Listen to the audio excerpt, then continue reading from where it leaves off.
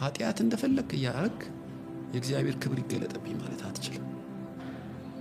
የቅድስና ለእግዚአብሔር ስለሆነ የቅድስና ምንጭ እሱ እኮ እግዚአብሔር ነው። ጸጋ ሰጥቶናል።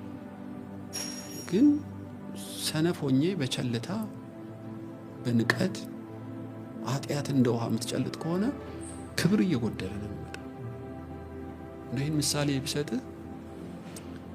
ሳምሶን ጥሩ ምሳሌ ነው። በብሉይ ኪዳን ጉዳዩ ከጸጉሩ አይደለም ከቃል ኪዳን ነው። የበር ይገነጥላል፣ አንበሳ ይቦጫጭቃል፣ ሊቋቋሙት አልቻሉም እና በአንድ ቀንድ ሺውን ይረፈርፍልሃል። ይሄ የተለየ ቅባትና ሚስጥር አለው ብሎ አምነዋል እና ደሊላ ሰልላ አገኘችው።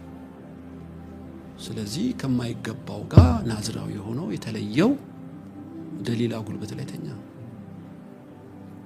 ጸጉሩን ላጨችው። ተራሳ ሆነ እና አላገጡበት።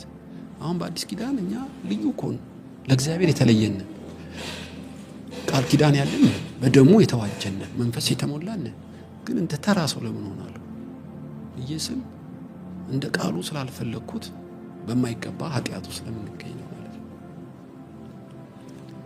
እና ዕውቀት በማጣት ሊሆን ይችላል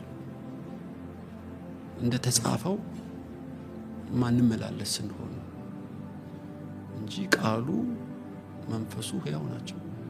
ነገም ትላንትም ዛሬም አባቴ ይሰራል አሁንም ይሰራል እንዳለው መንፈስ ቅዱስ አሁንም ይሰራል።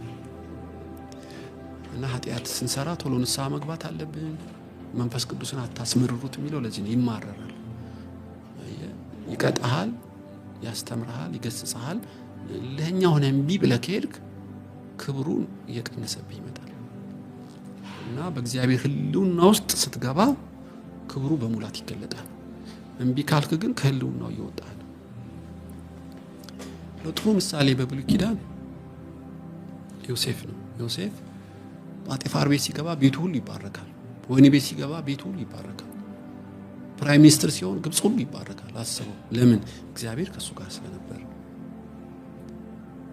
ግን የዮሴፍ ድርሻ አስበው፣ ናንተኛ ስትለው እምቢ አለ። እግዚአብሔር ያያል።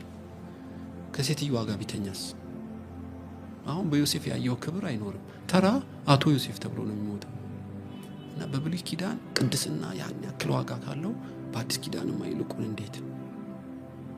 እና መንፈስ ቅዱስ ክብሩን ገልጦ የአዲስ ኪዳን ክህነትህ እንደ ተጻፈው የሚገለጠው እንደ ተጻፈው መኖር ስትጀምር። ስለዚህ በግልጥና በስውር እግዚአብሔርን የምትፈራ ከሆነ